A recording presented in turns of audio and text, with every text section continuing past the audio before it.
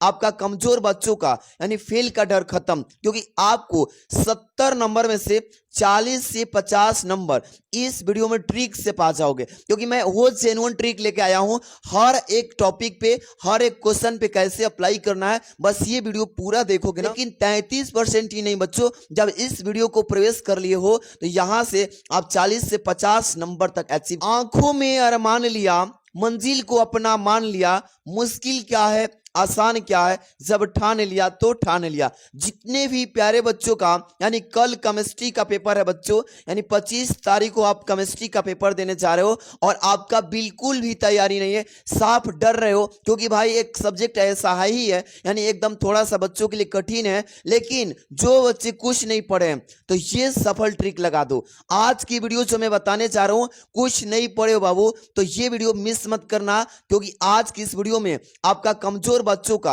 यानी फेल का डर खत्म, क्योंकि आपको 70 नंबर में से 40 से 50 नंबर इस वीडियो में ट्रिक से पा जाओगे, क्योंकि मैं वो जेन्युइन ट्रिक लेके आया हूं हर एक टॉपिक पे, हर एक क्वेश्चन पे कैसे अप्लाई करना है। बस ये वीडियो पूरा देखोगे ना तो हर एक समय समय पे आपको ट्रिक पता चलेगा। और केमिस्ट्री जो पेपर होता है बच्चों 70 में आप 40 से 50 गेन कर सकते हो मेरे दोस्त, क्योंकि देखिए आपको पास होने के लिए केवल 70 में से 23 नंबर और प्रैक्टिकल से आपको 30 में से अगर 10 नंबर मिल जाता है तो आपको 33% से पास हो जाओगे। लेकिन 33% ही नहीं बच्चों, जब इस वीडियो को प्रवेश कर लिए हो तो यहां से आप 40 से 50 नंबर तक अचीव करोगे दोस्त, क्योंकि आज की वीडियो काफी बेहद इंपॉर्टेंट, क्योंकि इस वीडियो में मैं ट्रिक का मैप यानी रोड मैप बनाया हूं कि कहां पे कैसे और किस क्वेश्चन में कितने ट्रिक लगाओगे, कितने प्रश्न में कितने नंबर मिलेंगे, सारा चीज सिखाएंगे।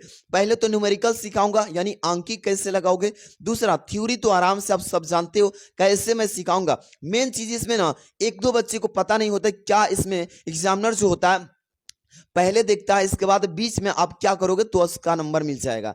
टिप्पणी कैसे लिखोगे, आईयूपीएससी नामकरण जो है ना नहीं आ रहा फिर भी कैसे एकदम रास्ते सही बना लोगे। अब यहाँ पे संरचना जो आता है, केमिकल रिएक्शन देना, वो सब चीज इस वीडियो में देखेंगे। सबसे बड़ी बात, जितने भी प्यारे बच्चे यानी कल पेपर देने चाह रहे हैं केमिस्ट्री का कभी भी दे रहे हैं तो यहाँ पे 2026 का मेरे पास एक क्वेश्चन पेपर है जो कि बहुत ज्यादा इंपॉर्टेंट है। इस पेपर को अच्छे से पढ़ भी लोगे और ट्रिक भी समझ लोगे, बहुत ही बेनिफिशियल रहेगा आपके लिए। यानी केमिस्ट्री का देख सकते हो 347 एफएन कोड का है, ये 70 नंबर का कोड का पेपर, ये 70 नंबर का आएगा बच्चों। सबसे पहले आपको मेरी एक एक पॉइंट वाली बात को गौर से सुनना होगा। 3 घंटे 15 मिनट का ये पेपर रहेगा, सॉल्व करना है इसमें। सबसे पहले आपको यहां से 5 मिनट बचाना है 15 मिनट में से। कैसे 15 मिनट पेपर पढ़ना नहीं है, 10 मिनट में इधर से उधर पूरा कंक्लूजन निकाल के ये कौन सा आएगा मुझे कौन सा नहीं आएगा, समय बचा के यहाँ पे लगाओगे जहां बताऊंगा। यानी कि सभी प्रश्न करना है बच्चों, जितने भी प्रश्न होंगे उसके सामने नंबर लिखा रहेगा, ये 5 नंबर वाला, ये 3 नंबर वाला, ये 2 नंबर, इस तरीके से। ये गणनात्मक प्रश्नों के समस्त गणना पद देना है बच्चों, ये तो सब जानते हो। प्रश्नों के उत्तर सामने सामने लिखना है इसका, ये बोला है। और आवश्यकता के अकॉर्डिंग रासायनिक समीकरण भी लिखना है, तो टेंशन दूर करो क्योंकि आ चुके हैं वीडियो के सामने लेके। सबसे पहले एक बार सब लोग दिल खोल के एकदम प्यारा सा एकदम लाइक कर देना दोस्त, और चैनल पहली बार हो सब्सक्राइब करके घंटी दबा लो, क्योंकि केमिस्ट्री फिजिक्स का अलग ही जलवा लेके आ रहे हैं। सब लोग सब्सक्राइब कर लेना दोस्त, सब्सक्राइब करके घंटी दबा लो दोस्त। चलिए शुरुआत करते हैं। सबसे पहले बहुत सारे बच्चे ये ट्रिक सीखने तो आते हैं, लेकिन इसको अप्लाई करके और कॉपी में कैसे लिखना है ताकि यानी कि एग्जामिनर जो कॉपी चेक करता है उसका दिल जीत लो, क्योंकि आज की इस वीडियो में वही बताएंगे। सबसे पहले बच्चों यहां पे मेरे पास ये होना चाहिए ब्लू और ब्लैक पेन साथ में, बस इसी से लड़ाई लड़ना है। यहां पे सबसे पहले आपको मैं बताऊंगा एक एक पॉइंट को, यानी आपका पेपर जो आएगा 70 नंबर, 6 नंबर का बहुविकल्पी, बचा 64 नंबर लिखित, तो लिख करके इसी में से बना बना के ट्रिक से ये चीज लाएंगे। सबसे पहले क्वेश्चन हम एक काम करते हैं, बहुविकल्पी फटाफट से कर लेते हैं क्योंकि इसमें कोई ट्रिक होता नहीं, तब से एक लास्ट में तुक्का का उपाय बता देंगे, चिंता मत करो। सबसे पहले निम्नलिखित में से कौन सा आयन जो होगा रंगहीन, आयन की बात करेगा और रंगहीन की बात करेगा, तो वो कौन सा हो जाएगा बच्चों, यानी कि यहाँ पर Cu यानी कि CO यहाँ पे हो जाएगा क्या बच्चों, यानी कि 2 धन NH पे। इस तरीके से आप क्या करिएगा, इसका मार लेना। अब यहाँ पे जो है ना शुद्ध जल की मोलरता, अब देखो इस तरीके से पहले हम बहुविकल्पी तो बता देता हूँ कि कैसे कॉपी में लिखना है, क्योंकि भाई इसको सिखाऊंगा तभी जाके नंबर मतलब स्कोर कर पाओगे। अब इसमें पूछा था ना कि शुद्ध जल की मोलरता जो होती है प्यारे बच्चों कितना होता है, तो ये पता होना चाहिए। ये नहीं होगा तो भाई तुक्का लगाओगे, यही ना करोगे, तो यानी कि ये हो जाएगा 55.55। इस तरीके से अभिक्रिया जो दिया ना 2Fi यानी लोहे के साथ क्लोरीन Cl2 प्लस SnCl2 आपस में संयोग करके रिएक्शन के बाद क्या प्राप्त होता है, तो 2FiCl2 प्लस SnCl4 का एक उदाहरण है। कौन सा बच्चों, तो याद रखिएगा ये क्या होता है, हर एक क्वेश्चन का इस तरीके से आए तो तुक्का मार देना, अगर नहीं आएगा तो। तृतीय कोटि का विक्रिया, कौन सी कोटि बच्चों, तृतीय कोटि की। अभी पहले 6 विकल्पी लगा के आगे क्वेश्चन में हर एक क्वेश्चन में ट्रिक ही समझेंगे। यहाँ पे क्या बच्चों, घ नंबर, निम्नलिखित में से किस विधि में से मेथिल एमीन बनाया जाता है। कौन सी ऐसी विधि है बच्चों जिसके माध्यम से मेथिल की एमीन बनाया जाता है, किस विधि से, याद रखना बच्चों, यानी हाफ ब्रोमाइड अभिक्रिया जो होता है इसी के माध्यम से। ठीक है, अगला क्वेश्चन, इसमें निम्नलिखित में से जल शोषण तीव्रता से होता है, किसका बच्चों, तो जल की शोषण किससे होता है, CH3OH से, जल को बहुत तेजी से सोखता है। ठीक है ना। इसके बाद से 6 नंबर, कौन ताप द्वारा प्रभावित नहीं होता, कौन सा ऐसा चीज है इसमें से चारों में से, सामान्यता, मूललता, मूलरता, फार्मलता, कौन सा ऐसा है जो कि ताप के टेम्परेचर से कोई उसको असर नहीं आता, तो उसको बोलते हैं मोललता। कौन से प्यारे बच्चों, मोललता। अब एक इसमें टिक बता दो आपको, अगर कोई भी नहीं आ रहा है, 6 में से 6 साफ नहीं आ रहा है, कोई बता भी नहीं रहे, तो आप तुक्का मार लेना। जैसे एक पहला का मारोगे, 1 से लेकर 6 तक होगा ना क्वेश्चन, 1 से लेकर 6 तक, तो एक माइंडसेट बनाओ कि 1 नंबर का मैं मारूंगा 1 नंबर, 2 नंबर का मैं मारूंगा 4 नंबर, फिर 3 नंबर का मैं मारूंगा 1 नंबर, 4 नंबर का मारूंगा फिर 4 नंबर, 1 4 1 4 1 4, ऐसे माइंडसेट बना लोगे, इसमें से 4 तो सही हो जाएगा, गारंटी हो जाएगा। और बच्चा तो 1 2 गलती हुई हो गया, क्या ही जाता है, तो ऐसे करके 4 नंबर तो बन गया ना। अब आइए इधर, हर एक क्वेश्चन का आपकी समस्या को दूर करेंगे, प्रयास करेंगे कमजोर बच्चे फेल होने से बच्चे, क्योंकि 1 साल जब गैप लगेगा तो दिल मतलब कि एकदम दुखी से भर जाएगा। इसलिए मैं नहीं चाहता कि एक भी बच्चा ऐसा करे, और एग्जामिनर जो होता है ना बच्चों, वो भी चाहता है कि बच्चा, मैं बताऊंगी कैसे लिखोगे तो फेल नहीं करता है। ये सारा चीज आप सीख लो, पहले से जानकारी रहना बहुत जरूरी होता है। जैसे कि आपका क्वेश्चन नंबर पहला आपको सिखा देता हूं, फिर आगे समझना। प्रश्नोत्तर संख्या बच्चों ऐसे डालना, एक भी क्वेश्चन अगर नंबरिंग छूट गया तो उस तरीके से आपका नंबर कट जाएगा, और उससे कटने का मतलब पूरा नीचे ग्राफ आएगा, इसलिए हर एक क्वेश्चन नंबर डालना जरूरी होता है।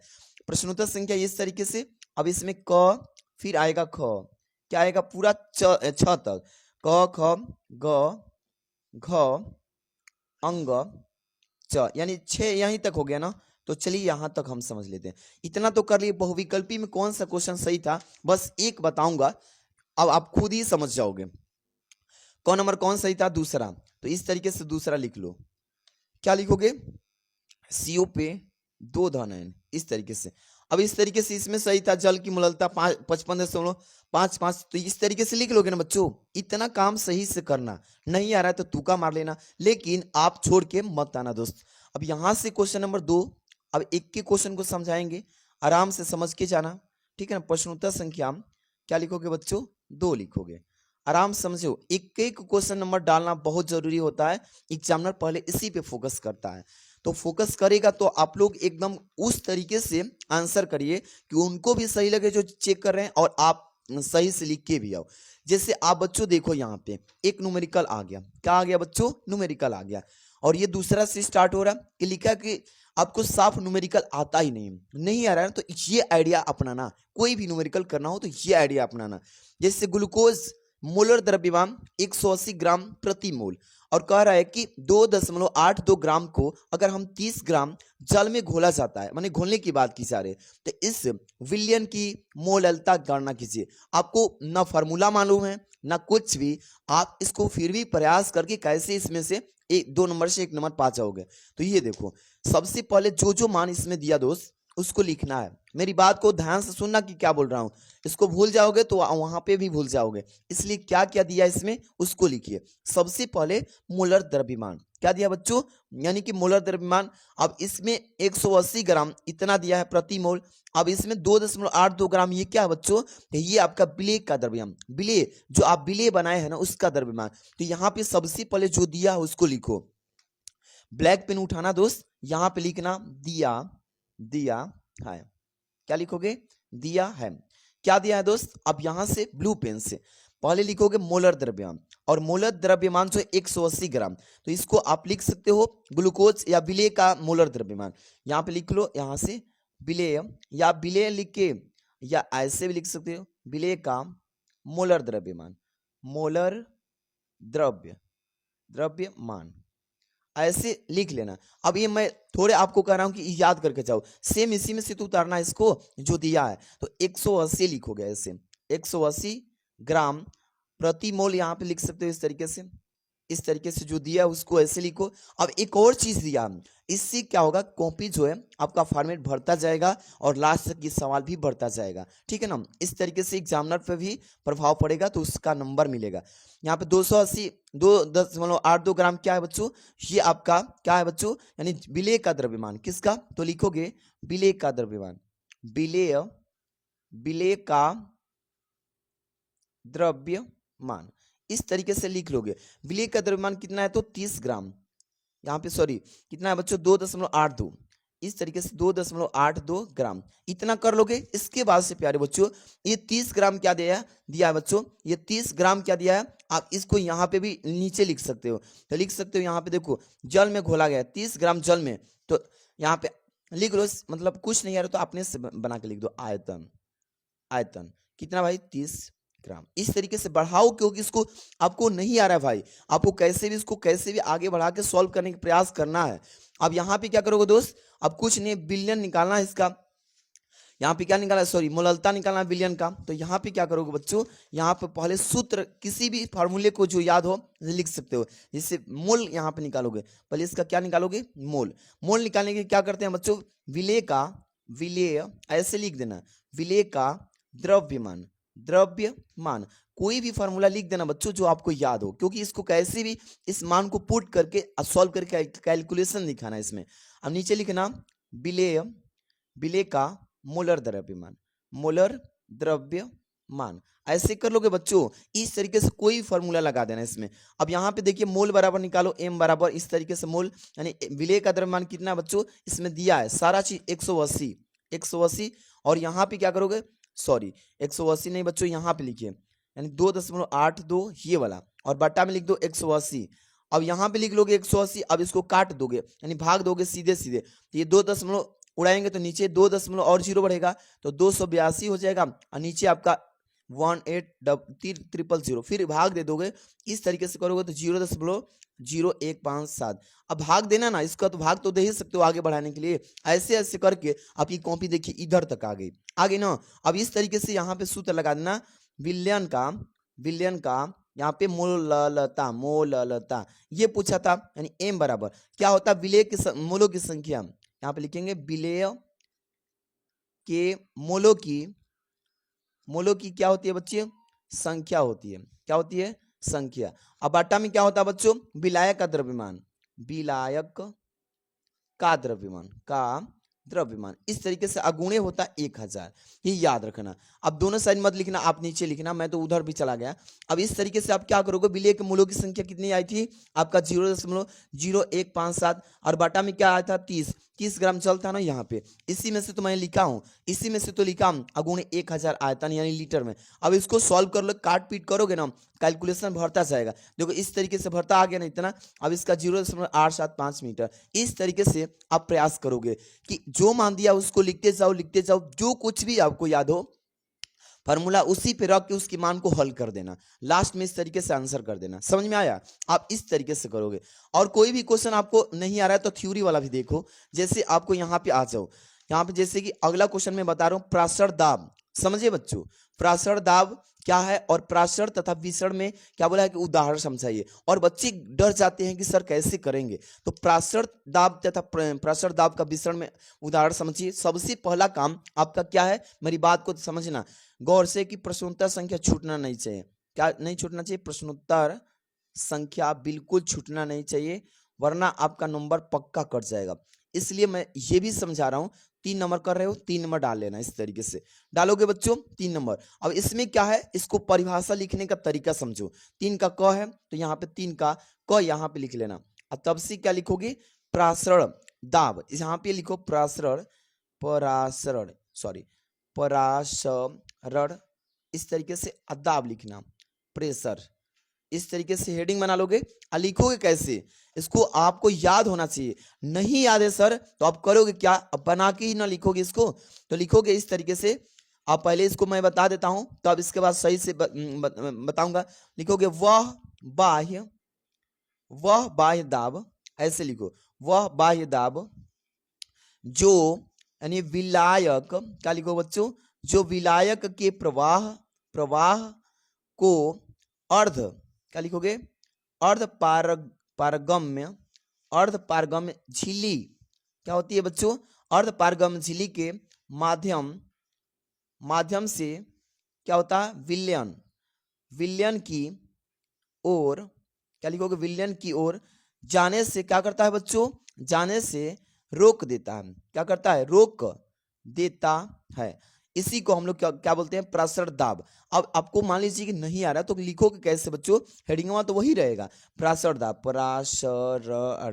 प्रासरण दाब। अब ऐसे हेडिंग रहेगा ना बच्चों, लिखोगे आप, देखो इसको बनाओगे कैसे कि प्रासरण दाब ऐसे फिर लिखोगे, प्रासरण दाब, यह ऐसे बनाओ, यह निम्न लिखित होता है, लिखित होता है। देखो एक लाइन तो बढ़ गया ऐसे। अब यहां से फिर लिखोगे कि प्रासरण दाब ऐसे लिखोगे, प्रासरण दाब, यह यानी विलयन की, इस तरीके से बनाओ, विलयन की मोलरता को आगे बढ़ने से रोकता है, ऐसे ऐसे बना के। और नीचे लिखना, इसे ही लास्ट में क्या लिखो, इसे ही विलयन की, इसे ही प्रासरण दाब कहते हैं। हेडिंग जो लिखे रहोगे ना उसी को इसे ही प्रासरण दाब कहते हैं। ऐसे बनाओ दोस्त, कुछ ना कुछ लिख के आओ, गलती सही कुछ ना कुछ हेडिंग बना के सही से कुछ ना कुछ लिखोगे, जरूर नंबर मिलेगा, ठीक है ना। आप छोड़ के आओगे तो 0 मिलेगा, फेल हो जाओगे, फिर पिछले साल भी आओगे मेरे ही चैनल पे, तो इससे बढ़िया है इस बार ही कल्याण कर दूं आपका, इससे बढ़िया क्या हो सकता है। चलिए इसके बाद से बच्चों फिनाल की अम्लीय प्रकृति को समझाइए, ये सब कर लोगे। टालेन अभिकर्मक क्या है, इसके बारे में, एल्डिहाइड की टालेन अभिकर्मक के साथ अभिक्रिया का रासायनिक समीकरण। अब जैसे कि आपको टालेन अभिकर्मक क्या है इसका परिभाषा तो लिख लोगे, लेकिन इसमें समीकरण, अभिकर्मक के साथ अभिक्रिया का समीकरण भी देना होगा। तो आप इसमें डर रहे हो ना बाबू, तो डरना नहीं है, आपको आराम से इसका कोई भी समीकरण दे देना, जैसे समझो आप। लेकिन कौन सा काम नहीं भूलोगे, प्रश्नोत्तर संख्या। सर ये तो हम अपने दिमाग में रखेंगे, सर रखोगे ना बच्चों, प्रश्नोत्तर संख्या ऐसे करोगे, और तब से क्या करोगे मेरे दोस्त, इस तरीके से डालना। और कौन सा क्वेश्चन है आपका, 3 का, जैसे कि आप टालेन अभिकर्मक वाला कर रहे हो तो ग डाल दोगे, यहाँ पे 3 डालोगे फिर ग डालोगे। मैं आपको थोड़ा जल्दी में लिख रहा हूँ इसलिए टेढ़ा मेढ़ा कर रहा हूँ, लेकिन आपको समझा रहा हूँ, आप समझिए उस चीज को। टालेन अभिकर्मक हेडिंग डाल के लिख लोगे ना, टालेन अभिकर्मक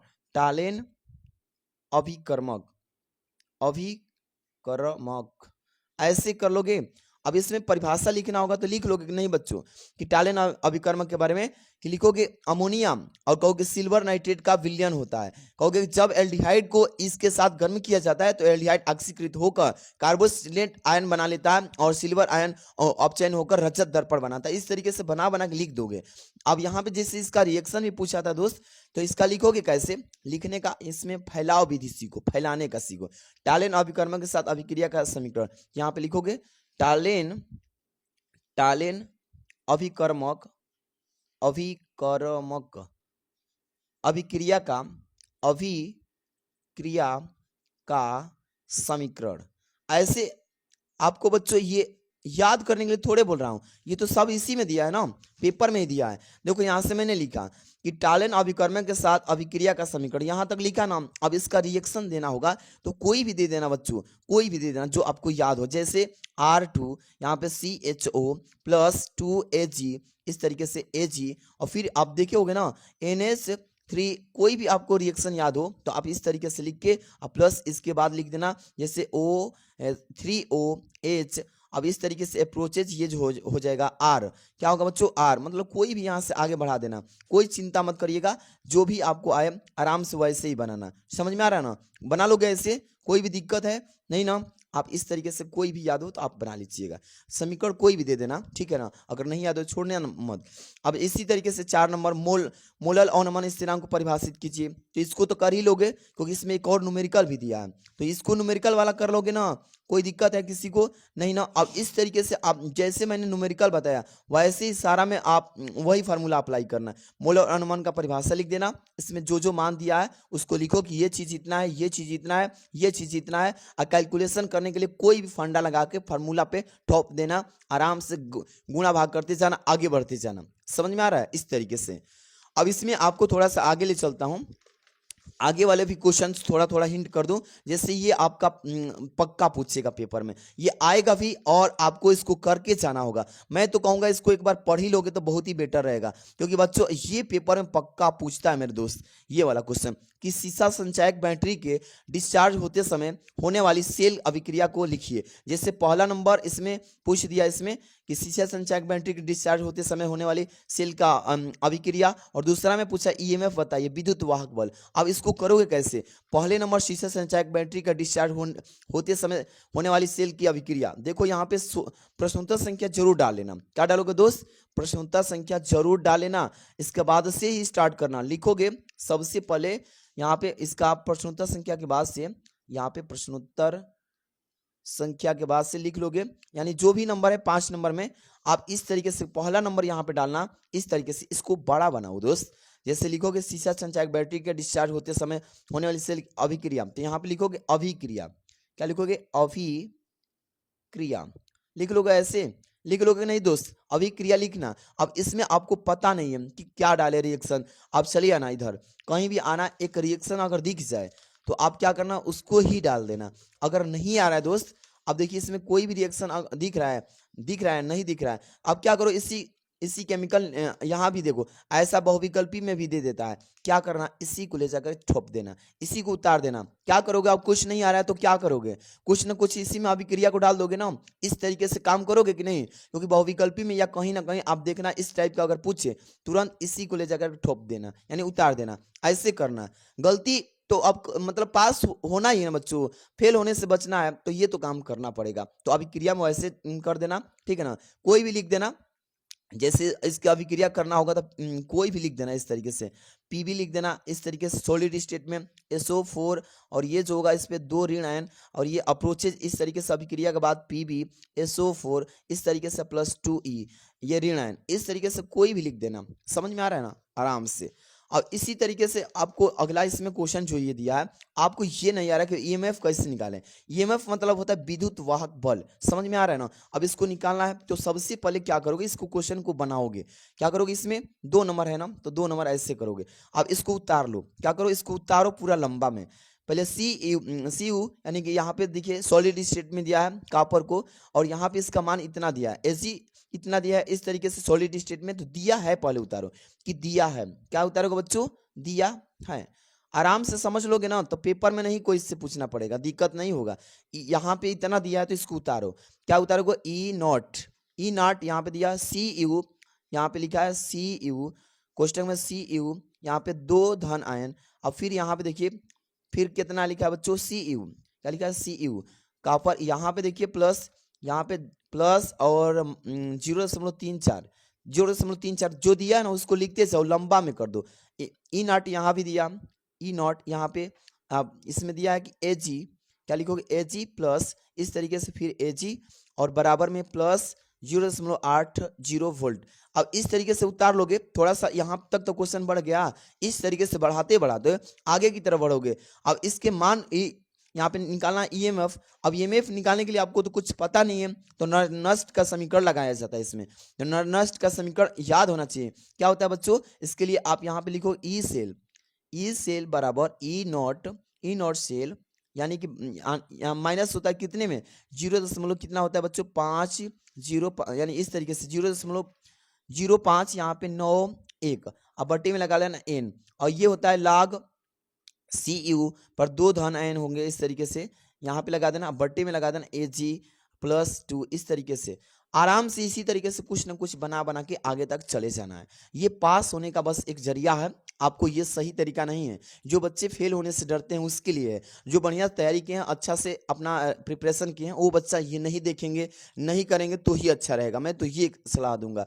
आप लोग जो फेल होने से डर रहे हो, साफ एकदम कुछ नहीं आता है, उन बच्चों के लिए उपाय एकदम बेटर है। ये बेटर उपाय है बच्चों, कर लोगे कि नहीं ऐसे। अब देखो जैसे IUPAC नाम बच्चे बोलते हैं कि सर IUPAC में कुछ बता देते तो हमको और भी अच्छा रहता, तो आप आराम से इसको समझो।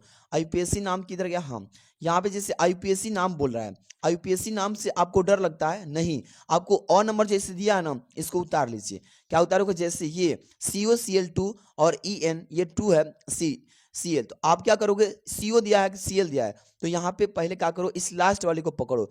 CL दिया है क्लोरीन, क्लोरीन ऐसे लिखना, क्लोरीन फिर कामा लगा के इस तरीके से 2 डाल देना, इस तरीके से इसमें से ये वाला 2 डाल के फिर लिखना कोबाल्ट। बस इस तरीके से बना बना के लिख देना, कुछ ना कुछ बना बना के लिख दोगे, छोड़ के आओगे तो 0 मिलेगा। इससे बढ़िया है कि बना के कुछ ना कुछ लिख डालो आराम से इस तरीके से। अब यहाँ पे कोई भी परिभाषा भी पूछ लेगा तो आराम से नहीं बना सकते हो। जैसे 7 नंबर पे आ चुके हैं, निम्नलिखित में संक्षिप्त में टिप्पणी लिखिए। जैसे काइनो-चारो अभिक्रिया क्या होती है, गाटरमान कान अभिक्रिया।